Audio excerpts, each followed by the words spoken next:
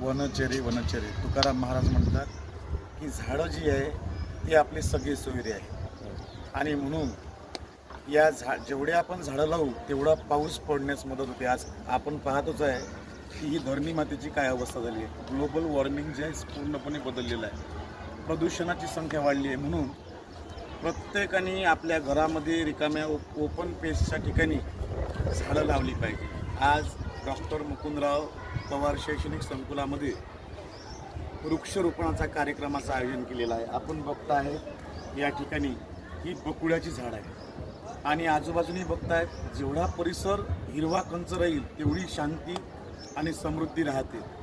आणि विद्यार्थ्यांना सुद्धा झाडाविषयी महत्त्व काय आहे समजलं पाहिजे. म्हणून आज माननीय तहसीलदार साहेब धामणगाव रेल्वे हे आपल्या इथे आज उपस्थित झालेले आहेत. त्यांच्या हस्ते या ठिकाणी वृक्षरोपणाचा कार्यक्रम आयोजित केलेला आहे. एक झाड एक विद्यार्थी या योजनेअंतर्गत आपण जर बघितलं या साईडनी तर गेल्या 10 वर्षामध्ये मुलांनी हा उपक्रम राबवलेला आहे.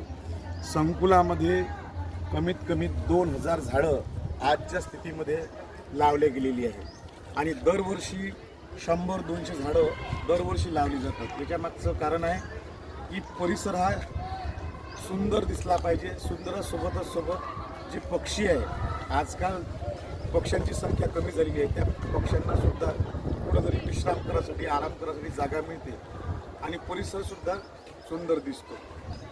म्हणून या ठिकाणी पिंटू फोरम, चेंडूफळ, बकुळा, त्यानंतर गुलमोहर, त्याच्या सप्तपर्णी अशा डेरेदार वृक्षांची लागवड या ठिकाणी केली जात आहे.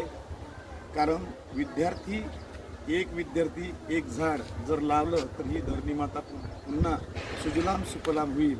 आणि वृक्षतोड जरी केली तरी आपण एक जर वृक्ष तोडलं तर आपण त्या ठिकाणी 10 जर वृक्ष लावले तर त्याची भरपाई भरून निघते.